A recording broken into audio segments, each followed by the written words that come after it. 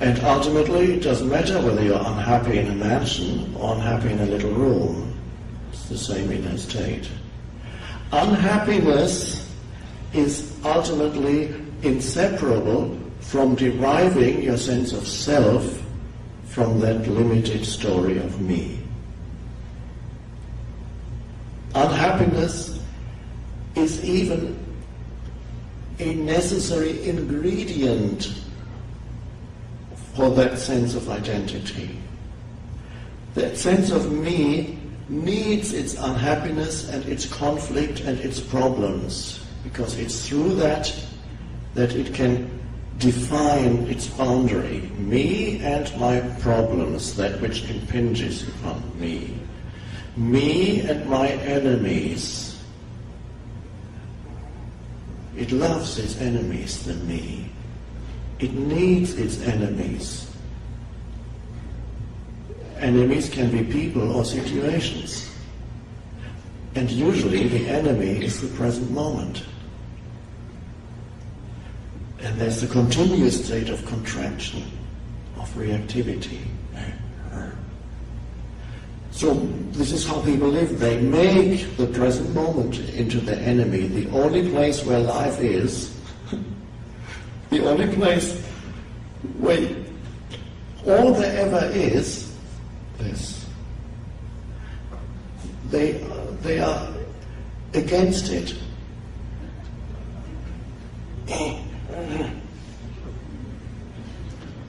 Not aligned with it internally, out of alignment. A strange way to live. Suffering, great deal of suffering arises.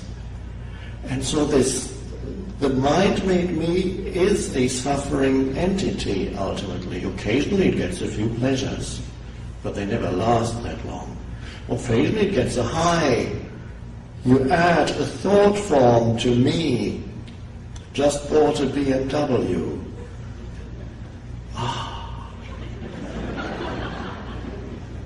The car is not important, of course. The thought form that is imbued with self is important.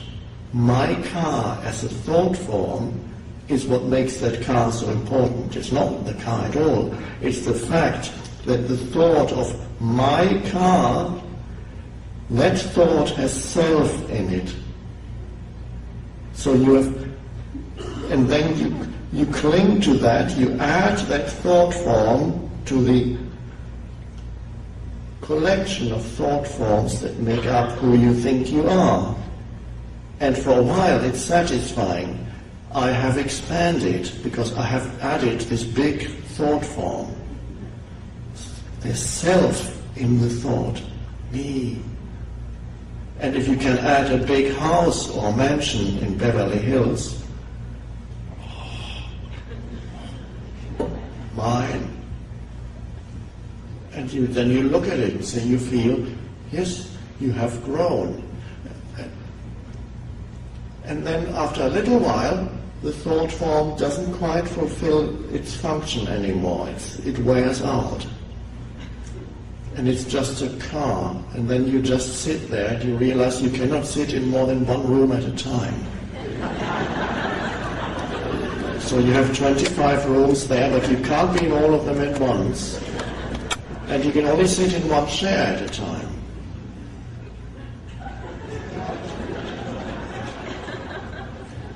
And then the thought form of mansion isn't all that satisfying anymore.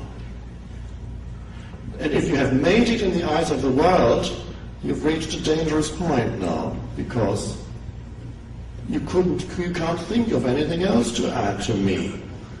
You have it all. There may be a few people here who have reached that point and have also seen the unsatisfactoriness that is even there. Otherwise you wouldn't be sitting here. You would be enjoying. And it is not to say that you cannot enjoy the world of form. It is beautiful, at least to be enjoyed. So many beautiful forms around you.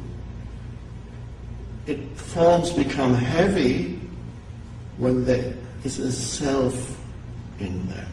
a sense of me, self. Then they become problematic, and then you begin to suffer and be unhappy. So why not have a mansion? Am I saying renounce all your mansions, move out of Beverly Hills? No, it doesn't really matter. You can enjoy that. Why not? Beautiful forms around you.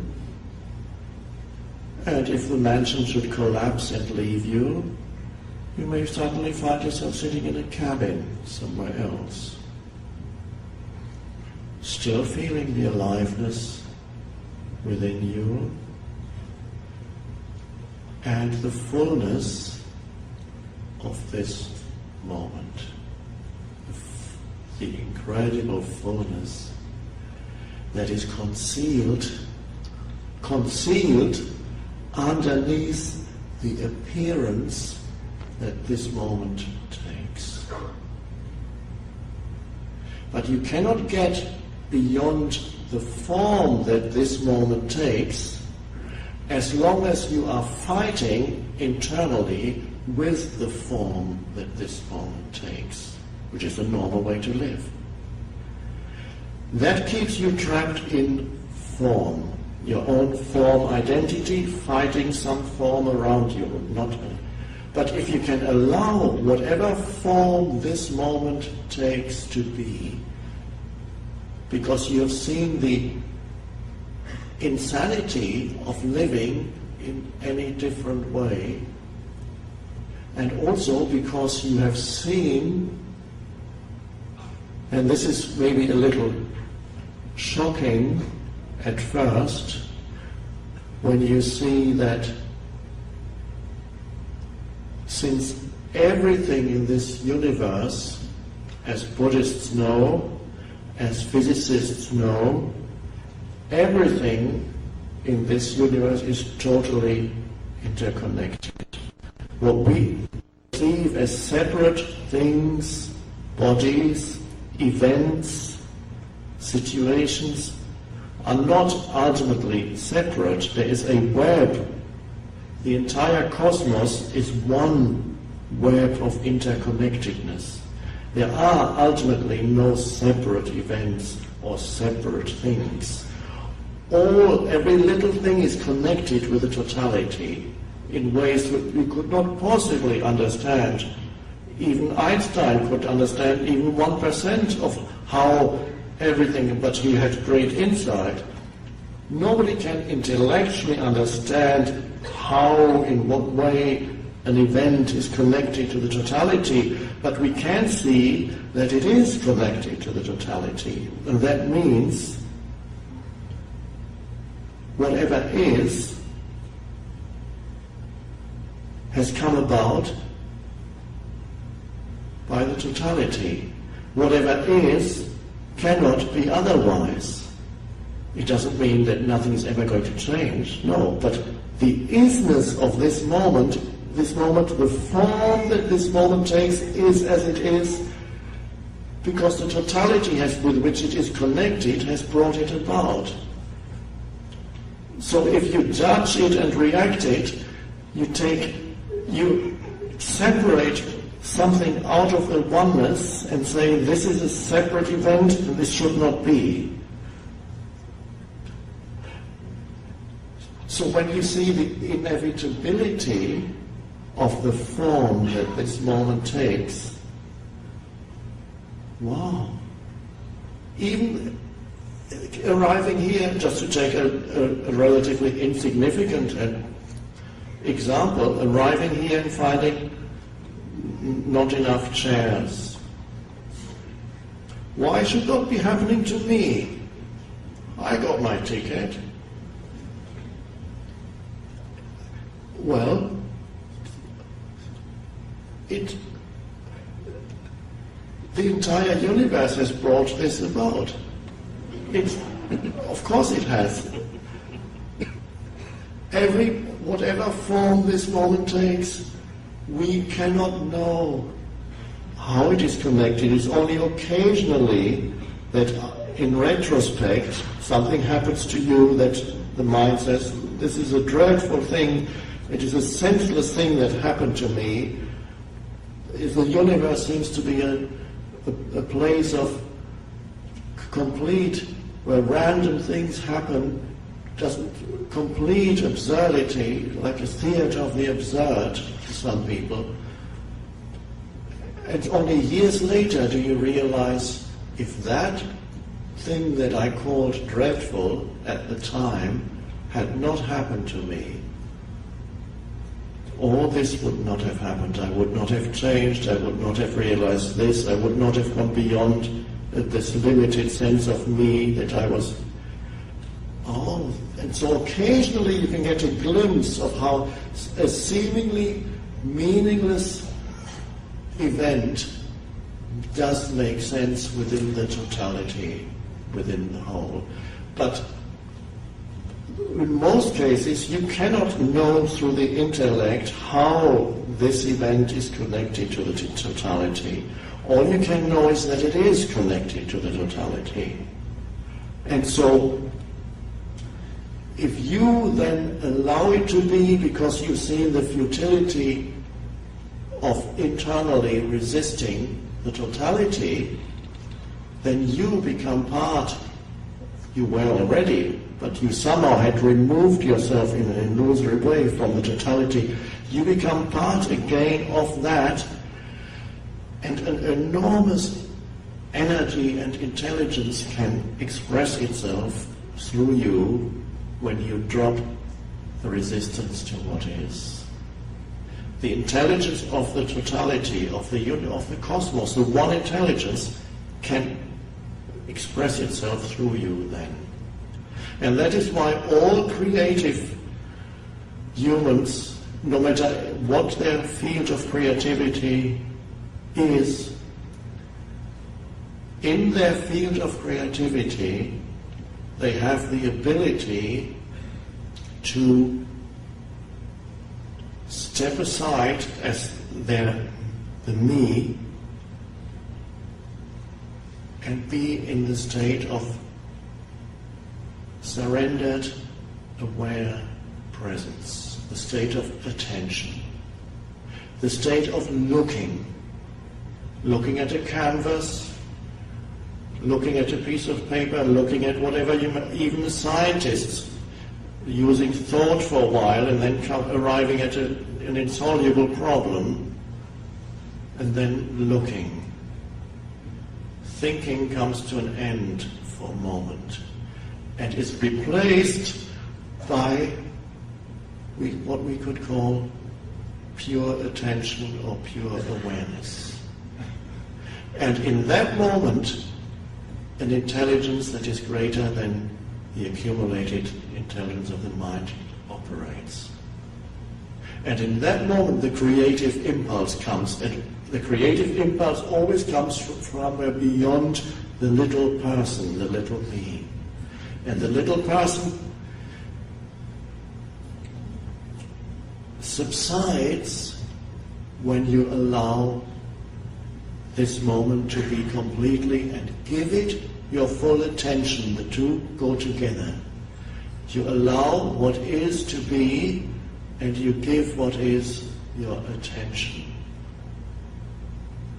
That is the awakening of unconditioned intelligence in you, and that is when your life suddenly shows enormous capacity for transformation and renewal that goes far beyond what anybody could have predicted when they looked at the conditioning of your mind, far beyond what any psychoanalyst could have predicted after analyzing the content of your mind for 12 years. Because that would be moving within the realm of the conditioned. And so for those humans who do not move beyond the realm of the conditioned both personal, in a personal sense, and the vast collective conditioning that you inherit, that is to do with the culture you live in, the time period you live in, the genetic conditioning, the very fact that you are a human, this already means you're conditioned in many ways. There you have a mind, a human mind, which is collectively conditioned already. So those, and then comes your personal conditioning from your childhood and your life experiences. So those humans who don't go beyond their conditioning, you can predict more or less within this realm of relative certainty how their life is going to develop. Yes, things may change on the external level, but you can more or less predict their relationships, the problems they're going to have, because it's all already there in the conditioning. And the conditioning maybe in some cases, in some humans, it's better, relatively better than in others. You could say, although all humans have the basic collective conditioning, they are burdened with a mind that never stops thinking. They are burdened with the pain of humanity that each human carries inside as the pain body. That's the collective that each human has. On the personal, there are variations. Some humans come into this world and say they've got it made already. When they're 18, they already drive the Ferrari. Everything they've ever wanted is given to them. Well, if you look at their lives, you may find it wasn't all that great to have that. Others come into this life, we could say every human comes with as given a block of piece of wood and say, here, that's your conditioning. And some blocks of wood look already quite nice. I can work with that easily, can make that. And other people get blocks of wood and say, what is this? They are born into totally dysfunctional families. Everything seems to be designed to make their life hard and difficult. And yet they may end up in prison, and yet at some point it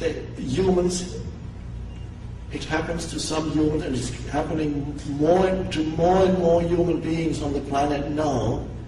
At some point something arises that cannot be explained from the conditioning of your mind. Something arises in a human being you could have never have predicted, that this person, the criminal who all his life committed crimes, ended up in prison, spent 10 years in prison, and suddenly, through the suffering became so unbearable, suddenly the story, the life, the I that is identified with me and my story collapsed through surrender because the suffering was too much. And there was simply the isness of this moment. And I have received quite a few letters from people in jail who have experienced this very same thing. Suddenly becoming free of the me, of the heaviness of identifying with me and my story. And what's left then? A field of aware presence.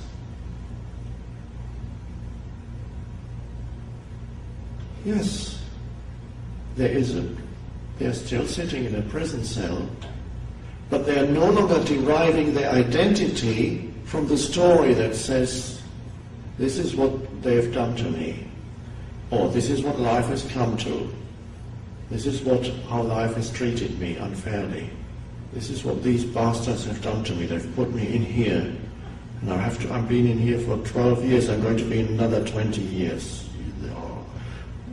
And the story that is around, I have failed, everything failed, my whole life is totally awful.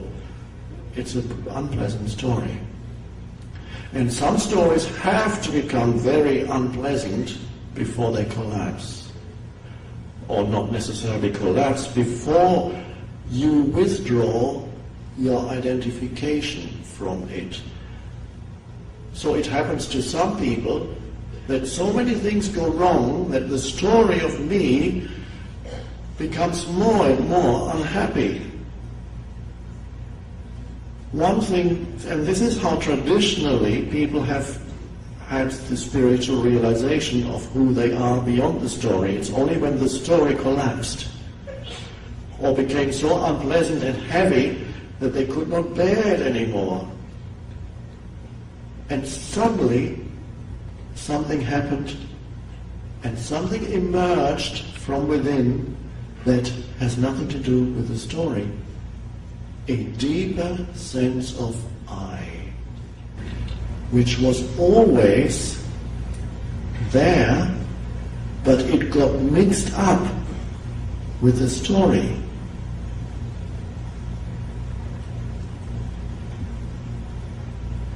So when you look at your life, you may find that when you were in your teens, early 20s, your life was very different from the way it is now. You may have gone through tremendous changes already, totally different life situation perhaps, but there was always that underlying, at the deepest level, the underlying sense of I that didn't change. If your story changed completely, if you're poor now and a few weeks from now you're extremely wealthy and the whole, let's say you're poor and in the eyes of the world unimportant, totally meaningless thing anyway. It's wonderful to be unimportant in the eyes of the world. If you're poor now and unimportant in the eyes of the world, and suddenly in a month's time they discover you. It could be true because there are so many actors in LA. And so let's say suddenly, a month from now, you're sitting in a cafe and a man comes and says, "Give me a call, here's my card." And you read and says, whoever, famous director. And a few months later, you move from your little room to Beverly Hills. And then you sit there in Beverly Hills and you think, wow, it seems like a new and completely different incarnation from being a waiter or a waitress only a few months ago. And now the world, suddenly, I'm on the front page of magazines and you look at yourself. Wow. And then if you look deeper, although the story has changed, you find the sense of I hasn't really changed. On the surface, the changes happened, but the I amness hasn't changed, no matter what happened on the surface of your life. So people confuse that deep sense of beingness, of presence, with a story.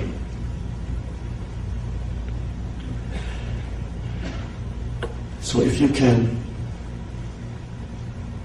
step out of the story and feel that directly, the sense of beingness, of presence. Nothing to do with your life situation, your past or your future. Nothing to do even with your name. There is an underlying field of presence, of beingness. And that, miraculously, is inseparable from what now is in its deepest sense.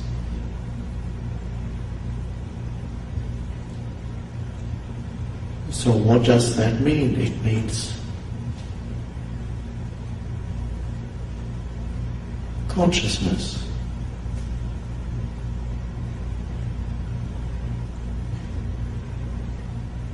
Itself, before consciousness takes form.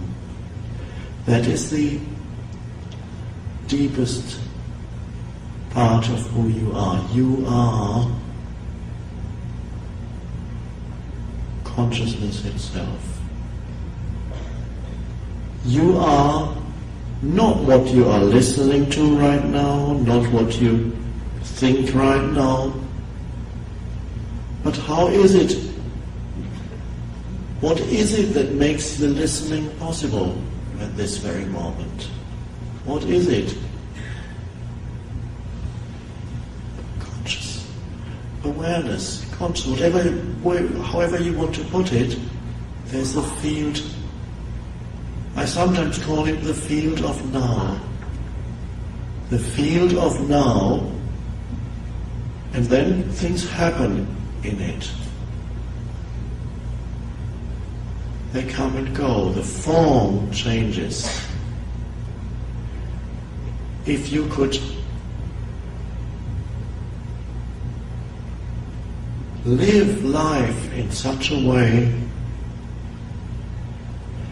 that you do not lose touch with the field of now,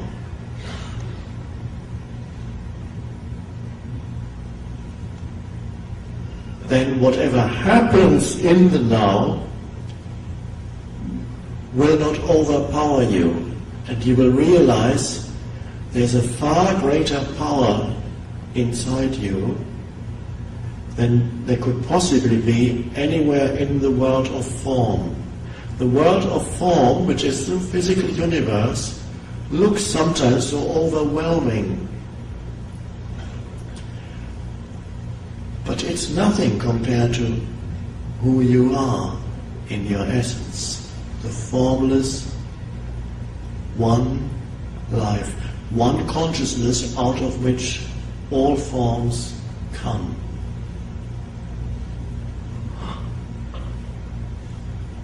And so, just one additional pointer to this. As you realize this, you realize that there are, one could say, don't take anything too literally because they're only pointers, there are inside you, one could say, two dimensions. This is very, very simple. This could be explained to a 6-year-old. There are two dimensions inside you, and this you can verify because as within, so without. There are also two dimensions outside. What does that mean? Right, it's very simple. When you look around, and I suggest you go do it at night, the sky is clear, you look up at the sky, and you see, of course, you still see what's on around you, the houses, and so on, and then you look into space, and then you realize, when you look into space, you realize that whatever is out there are two dimensions. It's almost too simple. There are things in space, galaxies, billions of galaxies, of suns. There are things in space, and there is space. When you look outside, that is obvious. And when you look into space, the vastness of space is beyond anyone's comprehension. When you look out into that vastness with a few things in it, so-called things, you see, it is awe-inspiring to look out into space, and when you truly look, your mind becomes still. You can't explain space. They've tried. but they didn't get very far. And then as soon as you start speaking about space, you ask questions, well, okay, how far does it go? Well, and then some say, well, it goes on forever. Forever. And what's behind that? And others say, well, it curves back upon itself. And then you think, okay, but then what is outside this thing then? There must be something outside if it curves back. Impossible. Totally incomprehensible. But what you can think about is the things in space. Oh, you can actually get a telescope and look, oh, there is a star that's in such and such a star. And then you can collect data about it, you can think about it, you can measure the light frequency that comes from it, you can work out how big it is, how many light years it is away. That you can think about. Space, you can't really think about. So when you look outside, there is space and things in space. And even here in this room, there are things in this room. And there's another, what is easily overlooked, there is space. Without it, nothing could be here. And the strange thing is, the same is inside you. There are things inside you which are thoughts, perceptions, thoughts, emotions. You look, there's a sense perception, the sense perception becomes a nerve impulse, the nerve impulse is decoded in some way that nobody understands, and then something is recreated in your mind as a thought form, which is the sense perception, a thing.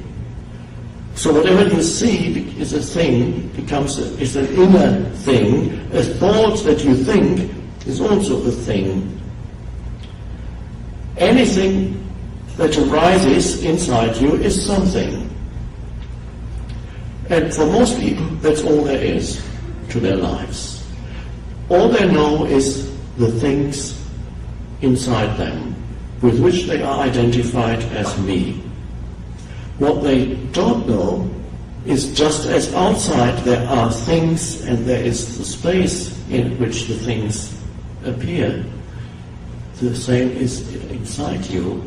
There are things and there is a vast space or spaciousness inside you also, which is actually as deep and as vast as what you see out there and cannot think about.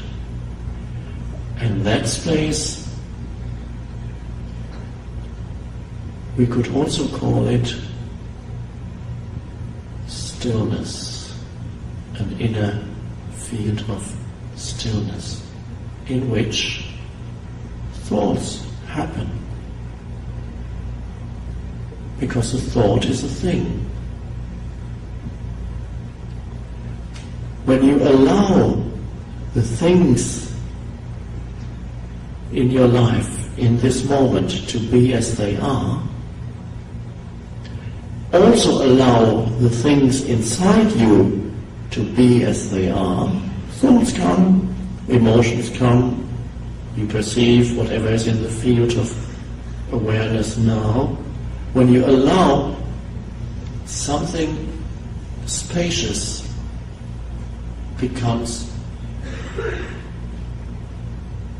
is realized inside you, a sense of space opens up inside you, and you realize there is in you what we could call object consciousness, which is the continuous stream of thinking, me, my story, my this, my that. And there is also inside you space consciousness. And in many of you, that dimension is arising in your life, the unconditioned consciousness. not a form. It's just like space. It's not a thought. You can't think about it, and yet all thought comes out of it. So, we are speaking of a sense of inner spaciousness that is there when you allow the form to be as it is, because allowing is space.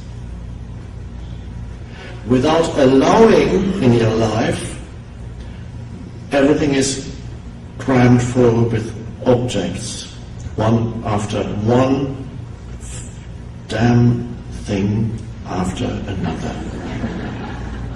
One damn thing after another. Why doesn't life leave me ever alone?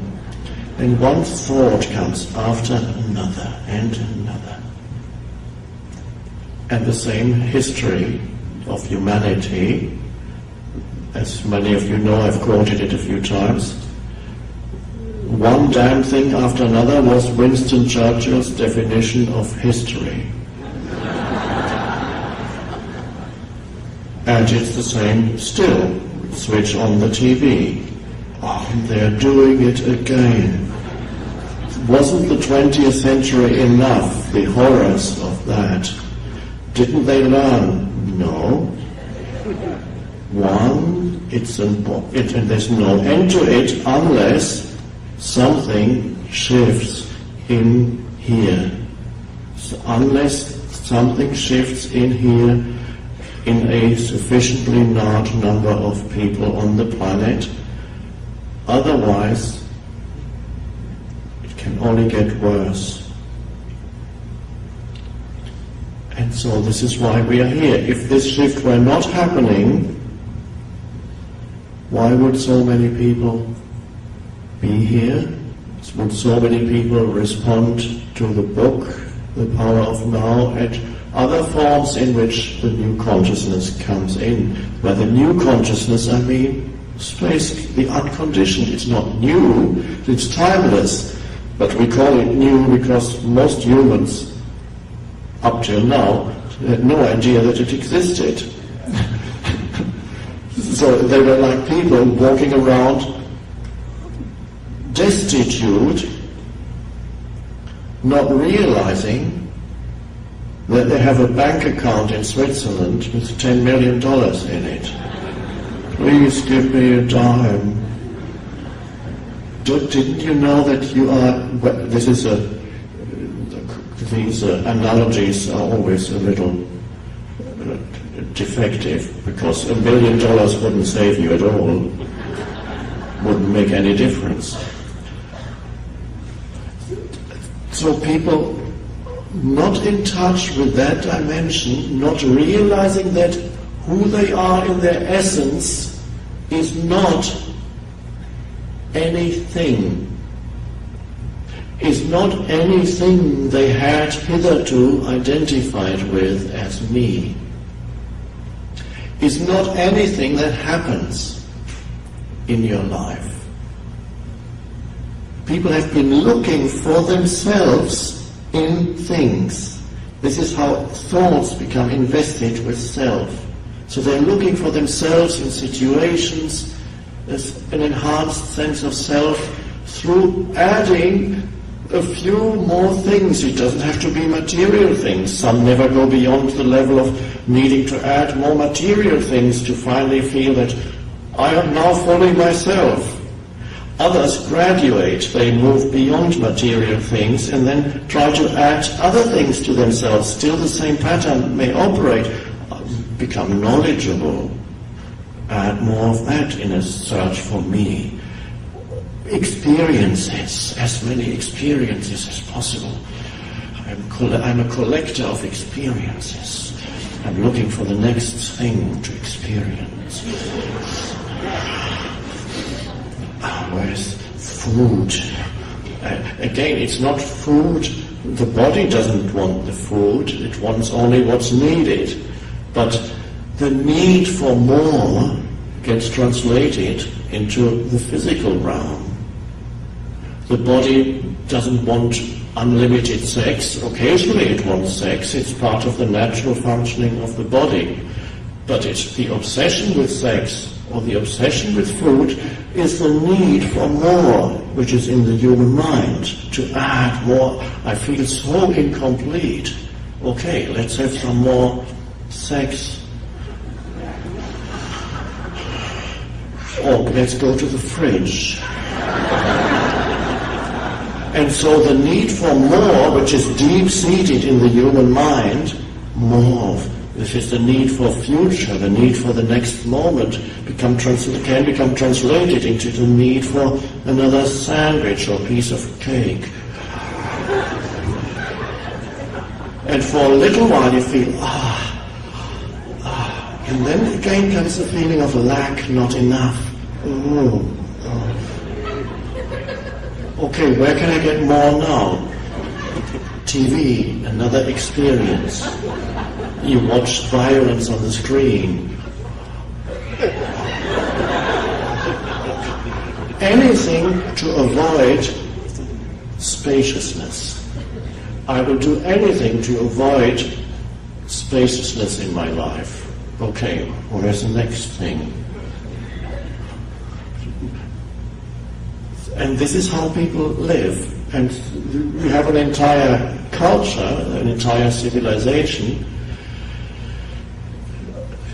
an entire industry designed to a large extent to fill up to satisfy people's need for more, to fill up people's inner space with more things. And it is rare that it happens because there is a shift coming. It is rare that anything you see in the media, in films, for example, that dimension comes in. And sometimes it does, and it's wonderful to see it when the dimension of space comes into a film that is a mainstream film, and suddenly you have, wow, there's something there. And people may not know what it is. And so they may say, oh, it's a great film, and something within them may recognize it, something there. So I don't see films very often, but occasionally I watch, and it's wonderful. I saw an old film recently, I only saw it a few months ago, The Horse Whisperer, and that is a film that has space in it. And people don't realize when you watch it, and there are some other films, when you watch it, certain space arises inside you also, a stillness. There's certain instances. And so I could probably name a few, but you will see it, you will know it when you see it. It's beautiful when it comes through the mainstream media, and a different dimension comes in. So, but to a large extent, it's still, let's avoid that. Let's just not find your reality, who is not who I'm afraid. So the egoic entity, which consists of thought forms and emotional forms, doesn't want to look at space because it consists of form, of things. Okay, I want just more to action, but it can't do much because there is a vastness inside you, and no matter how disturbed, no matter how not at peace a human being is, in each human being, that dimension, we could call it space, we could call it stillness, we could call it peace, is there. It cannot be destroyed. No matter what happened to you in your life, and there may be some of you to whom dreadful things happened, perhaps in your childhood, because many dreadful things happen in this world, at this very moment in many parts of the planet. Not only the obvious things, but also where you don't see it, in families, everywhere.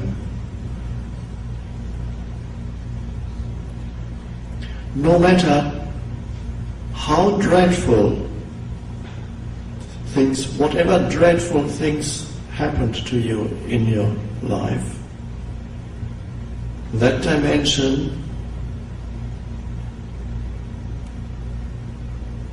could never be destroyed or harmed,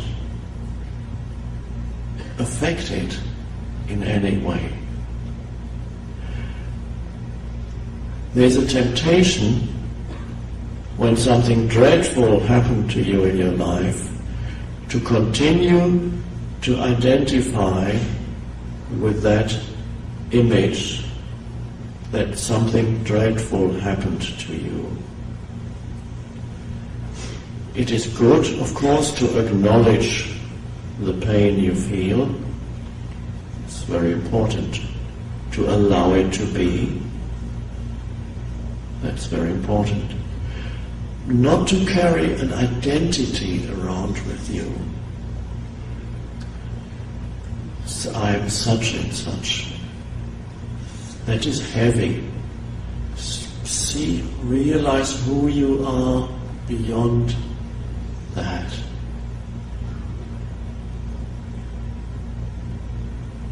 And it also applies if you did something in your life to someone because you were unconscious, you couldn't help it. This is the humanity.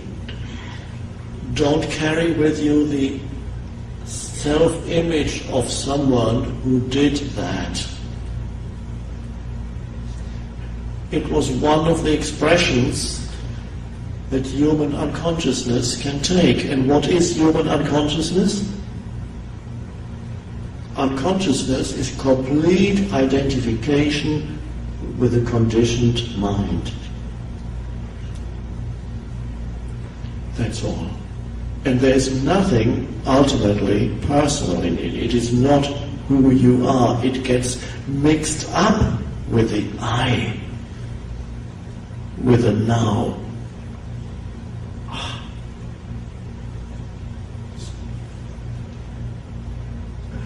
So the world seems to be deteriorating, but it's deteriorated for a long time. The unenlightened state of consciousness, of unconsciousness. What we don't see, especially these days on the news, is that something is emerging at the same time. And it often happens that the old unconsciousness deteriorates as the new arises simultaneously. So you, for example, you cannot, even a limited example, there was a spiritual awakening that's here in the 60s. There was an enormous influx suddenly of people disidentifying from things that they had hitherto identified with. In other cases they identified with some new image. Yes, that happened also. But there was some space arising a little bit. And then it became obscured again, but there was an arising of that which was not conditioned, which occasionally, yes, turned into conditioning also, but that's fine. And that coincided, there was the Vietnam War, which people said awful things, but at the same time, there was the unconsciousness which became so obvious. The unconsciousness that is in the human psyche became so obvious when you look at what it is doing. And you can look at the whole 20th century and see what humans have done to other humans throughout the 20th century. Incredible suffering. God, no.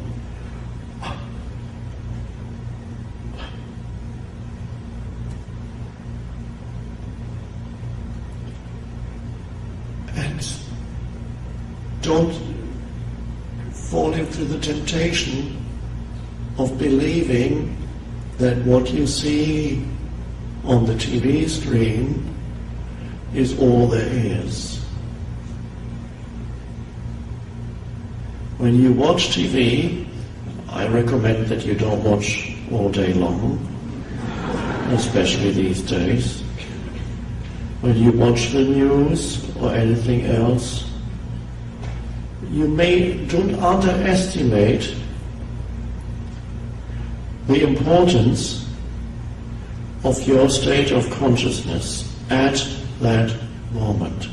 I'm not saying don't do anything. Whatever you do, you will do. But let the doing come out of the unconditioned, not the conditioned. So when you watch images on the screen, death and destruction, even without a war, many images on the screen of death and destruction that you see in the news, and if that were not enough, they recreate the fictions on the screen of death and destruction. Amazing. It's not enough to watch the news, then you watch a film that shows the same thing.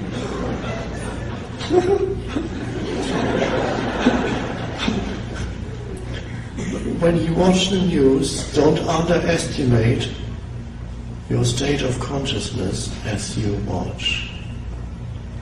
And be aware, yes, you may feel emotions arising in you as you watch, but be prior to the emotion, what or who or what is watching those images, who or what is feeling those emotions that moment. Can you sense as you watch the field of presence, of now, of consciousness, of awareness, that you are, and allow those things to be there. Not saying they are good, they are at that moment. In other words, be there as awareness, which is what you are. As you are at this moment. It may be a little easier at this moment to be sitting here and let's put it this way, this is the ultimate secret, to be aware of awareness in yourself. And when we put that into language, we've already created a non-existent duality, because it's not that you are aware of awareness. There's two things here. There's not you and awareness. You are awareness.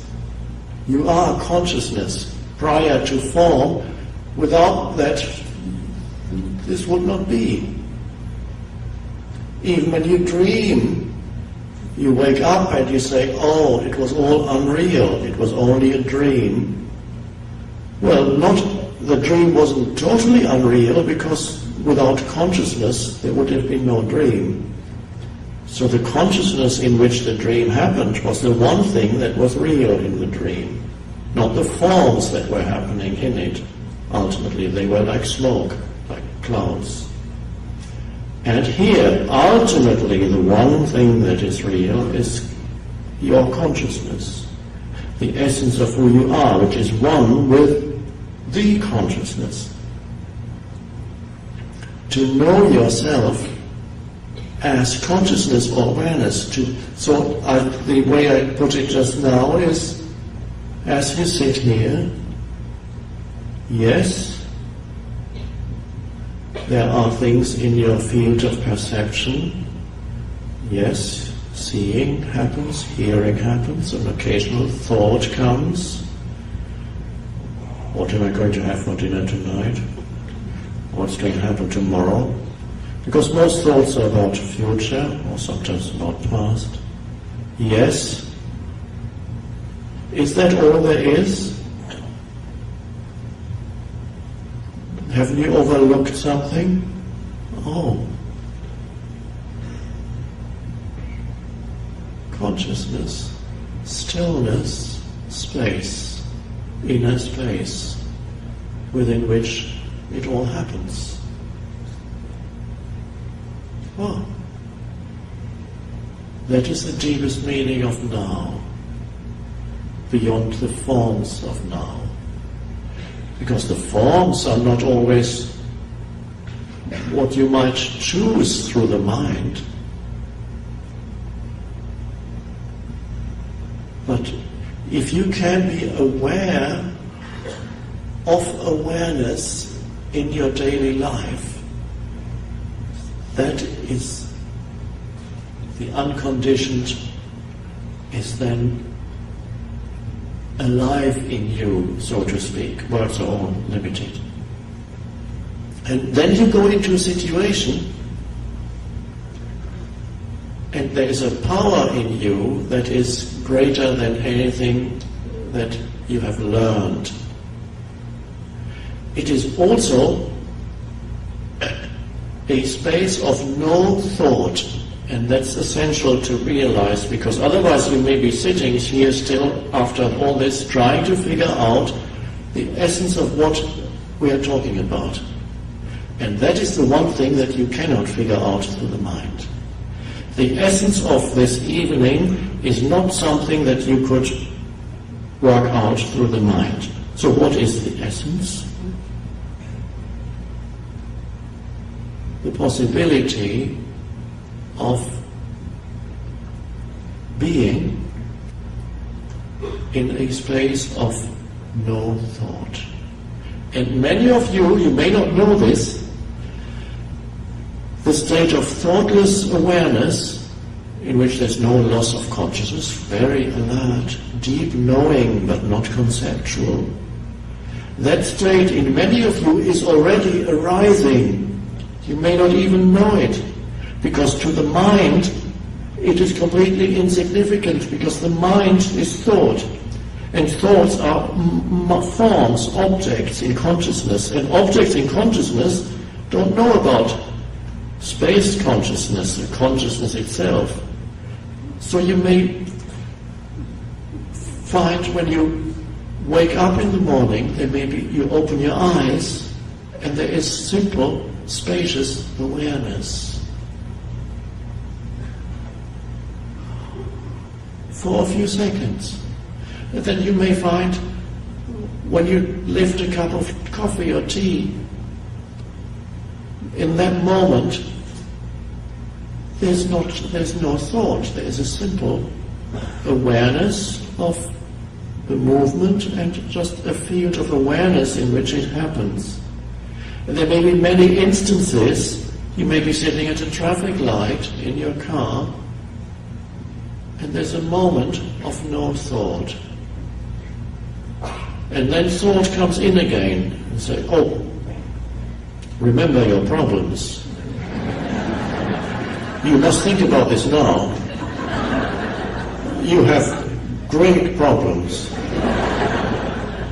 There is no person, by the way, who does not have problems, because problems arise out of identification with things, with objects.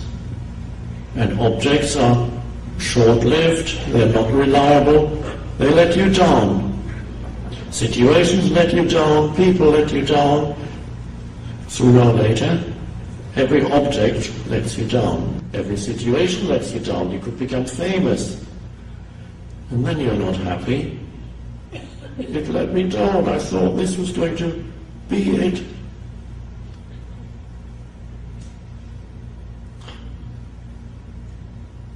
And that is amazing. This is...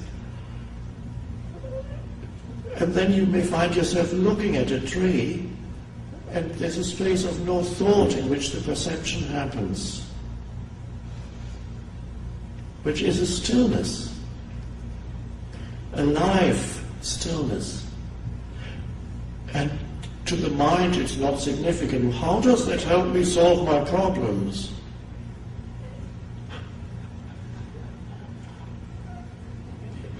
It transcends problems. Problems are to do with identifying with thought forms. There are no problems. What do you mean there are no? Look at the world situation, isn't that a problem? No, it's not a problem, it's suffering. It's happening now. Problem is thought form. In the now you may have a challenge, never a problem. The challenge you meet by giving it attention, and if you give it thoughtless attention, which is you look at it, and out of just that small space of no thought, just pure aware presence, comes the right action if it's needed. That's the challenge. That's how some people have found the amazing shift that happened inside them in a moment of an accident, the last few seconds before an accident. The car is coming towards you at 100 miles an hour, and suddenly, no thought, a sudden disidentification from thought forms, consciousness moving out of thought forms into its pure state of consciousness, looking. And then when they survived, and then they said, a strange thing happened to me. The car was coming towards me, I knew there was going to be an accident, and it seemed as if things slowed down, and there was no fear. I felt incredibly peaceful, although I knew I could die. Just that incredible sense of peace and wakeful, extreme alertness in that peace. That's what they said. Couldn't explain it. Other people in extremely dangerous situations went into that state and they acted out of that state. In other words, totally unpremeditated, spontaneous right action happened when a situation occurred that thinking, the conditioned mind, could not possibly have dealt with. It doesn't know enough, it's not fast enough, it doesn't have the information, it cannot deal with true emergencies.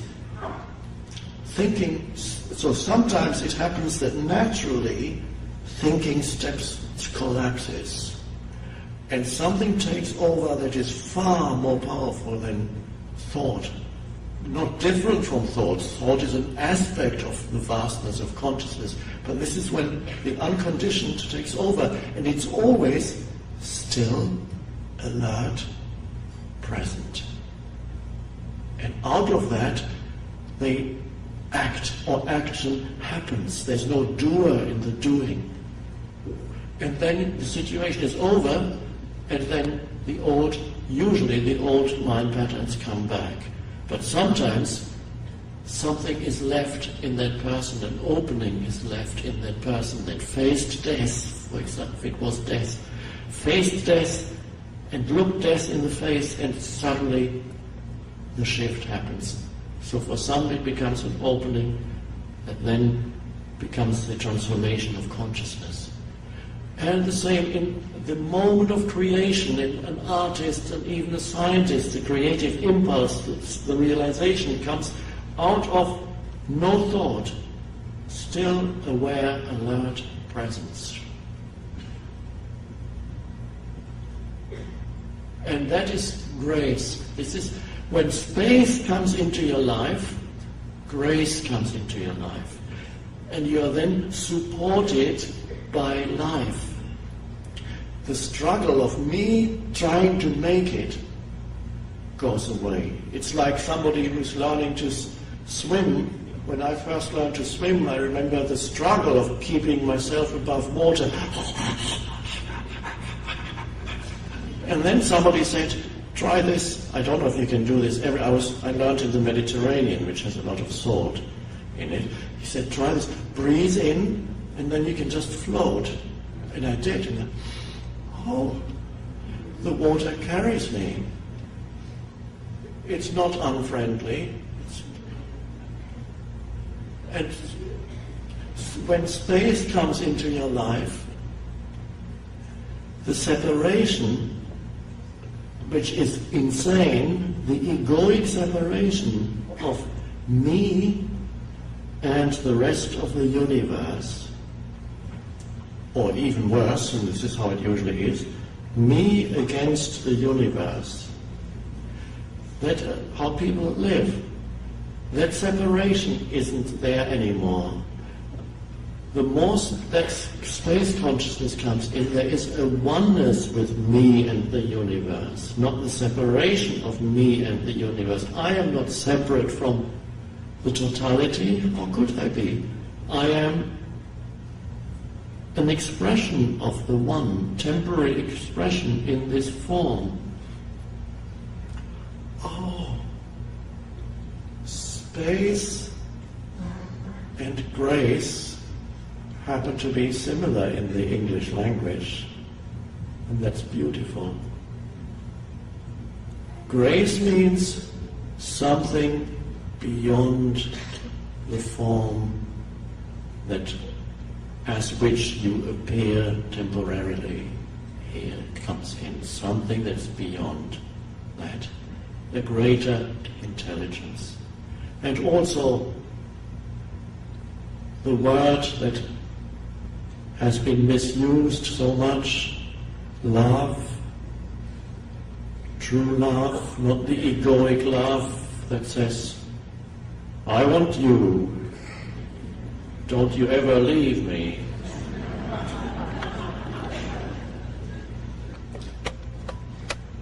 It's wonderful, in the Spanish language there are two words for love. The usual one, the one that's mostly used, is to do with the certain wisdom sometimes embodied in language.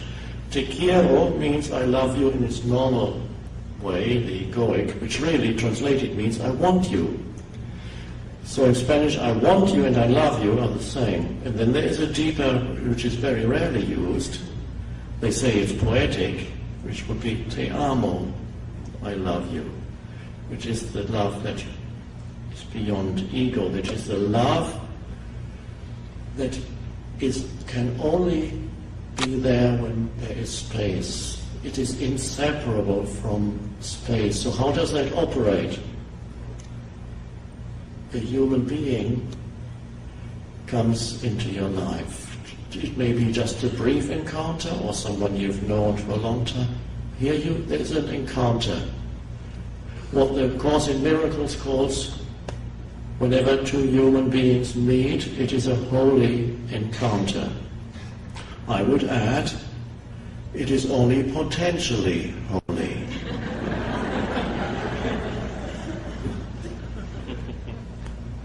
And when that potential is realized, a meeting of two human beings is beautiful. Even if they are pretending to be engaged in some superficial interaction, like somebody is buying a newspaper and say, I'll have a copy of the LA Times, please, if you still buy it in shops. And then how much? Okay, keep the change, or I'll have the change. But there's a moment of, are you meeting that human being? Or is that human being reduced to a form identity, a function, a role? Is that what you are doing to them? That's not a holy encounter. A holy encounter is when you can look upon a human being, no matter how briefly, in a moment of spacious, aware presence. Just look. There's no thought in it. There's just consciousness, perceiving, knowing yourself as the perceiving consciousness, not through concept. You might not, this is just one way of putting it. I lived like that for years, but after the shift happened in me, and I couldn't have said what I'm saying now, if somebody had said to me, oh, you now know yourself as unconditioned consciousness, I would have said, what do you mean? I don't know what you're talking about. All I knew was peace. There's such peace. Wherever I go, it's peaceful. Or whoever I meet, there's peace as an underlying field. The middle of traffic, there's peace as an underlying field. That's all I knew. For years I couldn't say much about it. So what happened to you? I said, well, I was always in turmoil, it was dreadful, and suddenly I've been at peace ever since. Very deep, beautiful peace. Don't know. That's all I can say.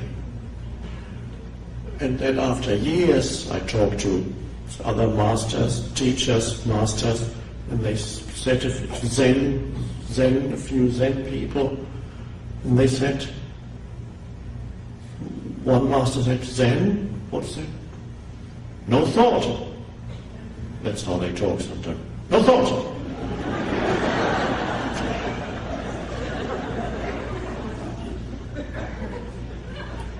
And if you don't get it, they may hit you.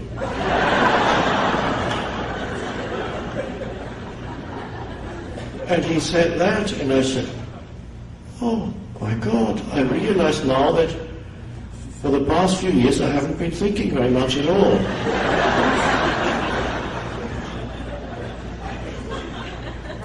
That's where the peace comes from. Wow, I didn't know. And then some others added a few more things, so gradually I could say a little bit more about it. And then I recognized it when others, no matter what traditions came, whether they were Buddhists or mystical Christians or Hindu or any Sufis, any whatever tradition, I recognized whenever the truth was being pointed to, I said, oh yes, that's all they're talking about. Oh, it's so simple, it's everywhere. So two human beings meet and there's a flow of, one could almost say, a current of awareness that is there as the sense perception happens. And another aspect of that, of course, is allowing this moment to be as it is, and this moment is taking the form of this human being. Forms change continuously. So you allow this form to be, and there is the outflow of attention, of awareness. And now there is a true, you are meeting beyond the roles that you play on the surface level of this world. Because on the surface level of this world you meet humans playing their respective roles. One person plays the role of customer, and the other person plays the role of employee. Or you play the role of doctor, and the other one is the patient. Or you play the role of father or mother.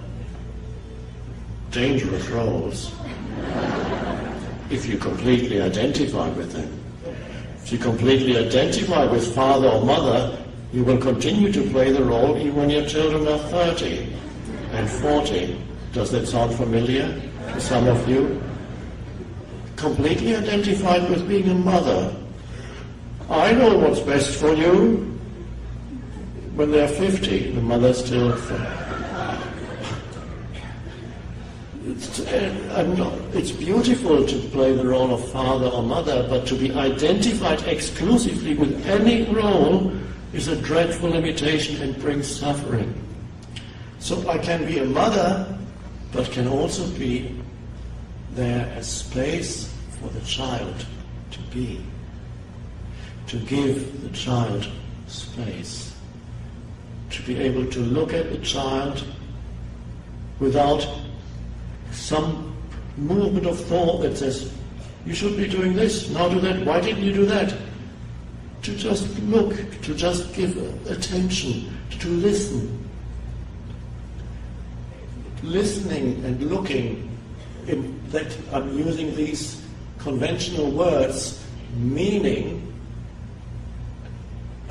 the flow of awareness, which can flow into listening and looking.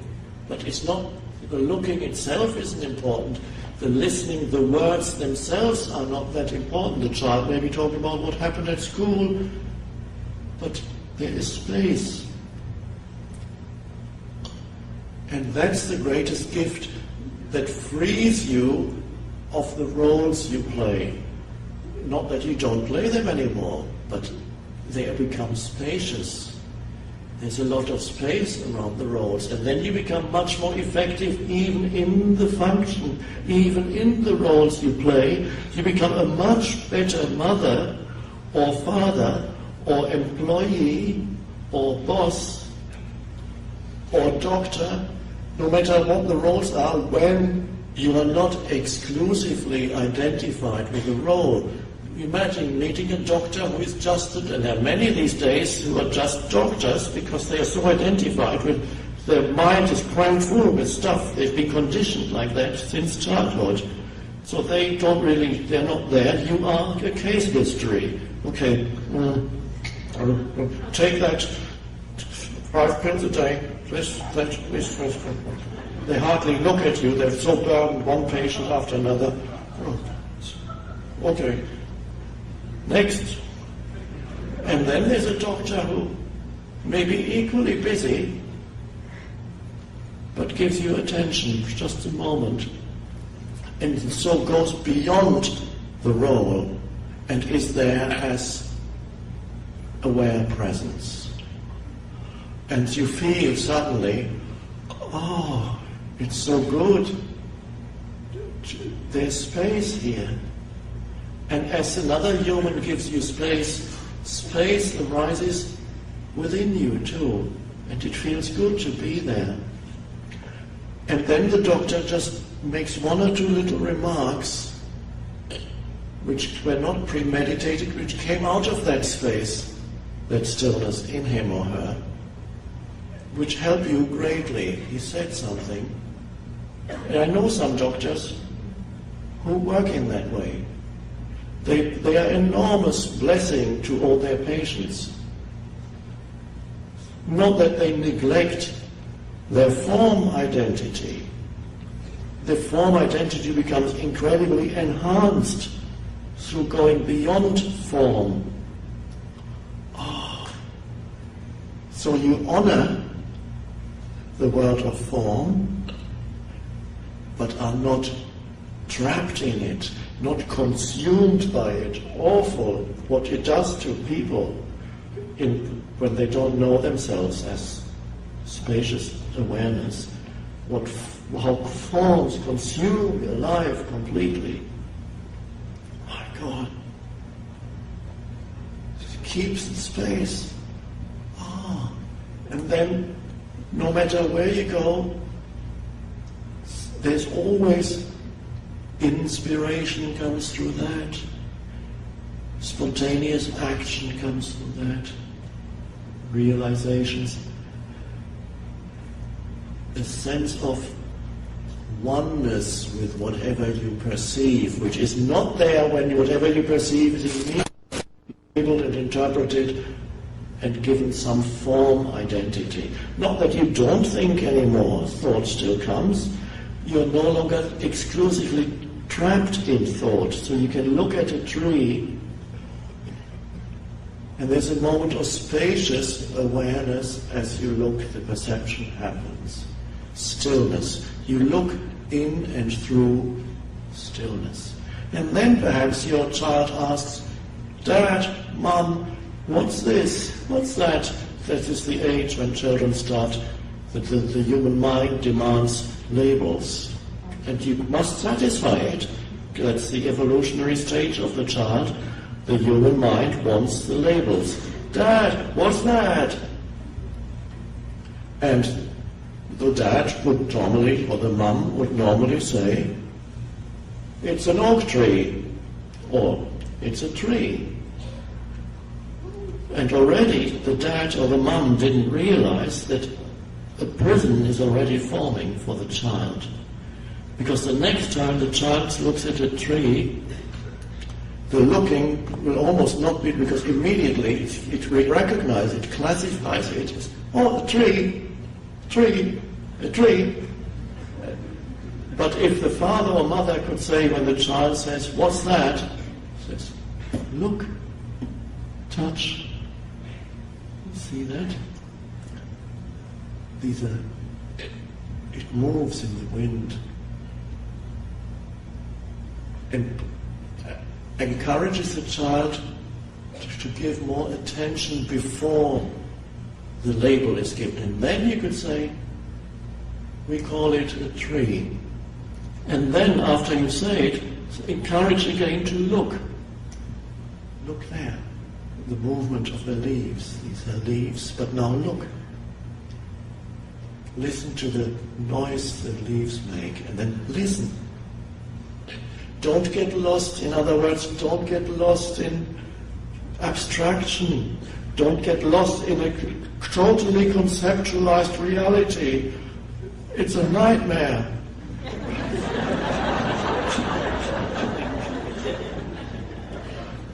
A conceptualized reality, you walk around with a conceptualized sense of self in a conceptualized reality. What a way to live. And that, of course, is not surprising when millions and millions of humans live in that way, what they create externally. And all that is great in human beings, when you look, yes, a lot of human history is complete insanity, but also here and there are great and wonderful things that have come through human beings. Creations, artistic, otherwise, or sometimes just acts of great love, helping, great insights, great. So whenever this has come into, it's always been through that, not through the accumulations of the human mind. The human mind may have come in at a later stage to give expression of form, but the insights, the greatest, greatly inspired things, the great works of music, of art, all came from the deeper level of the unconditioned. So one could almost look upon human history as a case history. If the whole of humanity were a human being, that human being would presumably be in a mental home. But if you looked at the case history of that human being, it would be a case history of insanity with a few lucid intervals.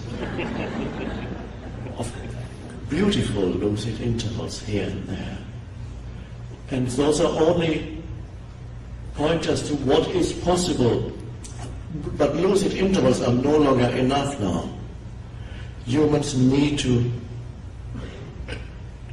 enter that state, and that's a limited way of putting it.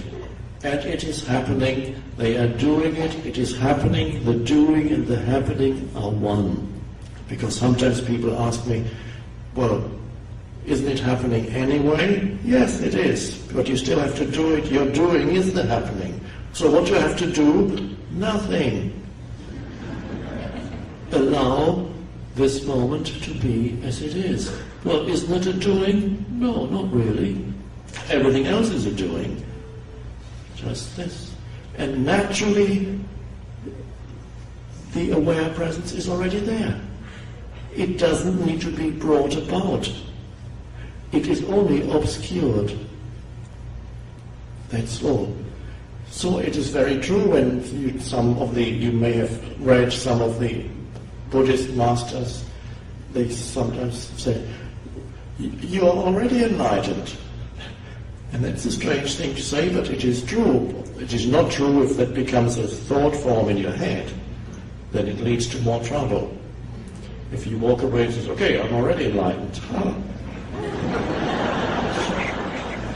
But in a deeper sense, of course, it is true that the consciousness that is unconditioned is already here in you now.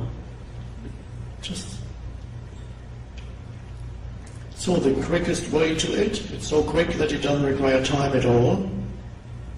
If time comes in, that will be the obstacle.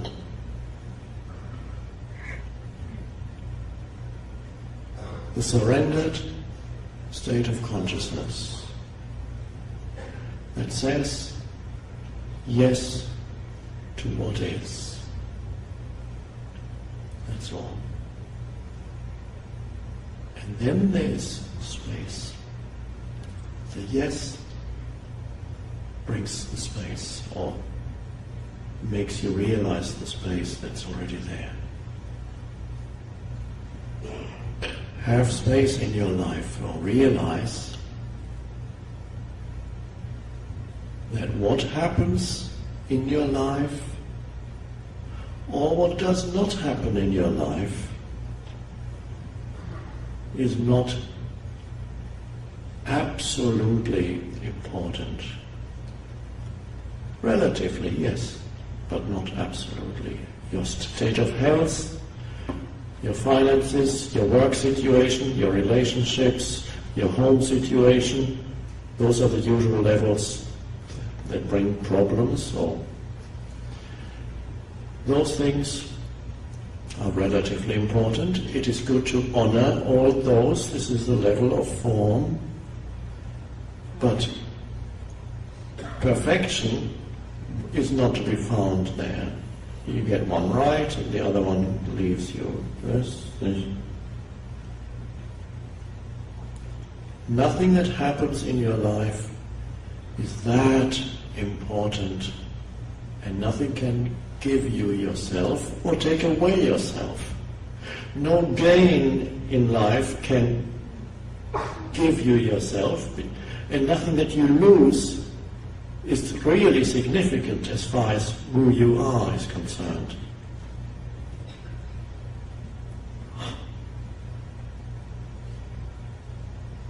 So there comes a freedom with that, a space between you and what happens also.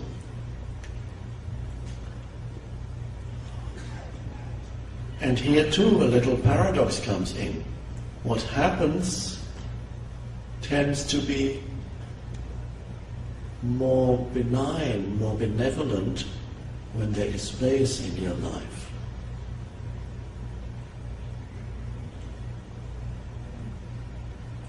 As I said earlier, grace comes, support comes. You are no longer living your little life. You are lived by the greater life, by the one life. That's the only way the world can change, when humans realize that. And the most important change is in you now, not the next moment.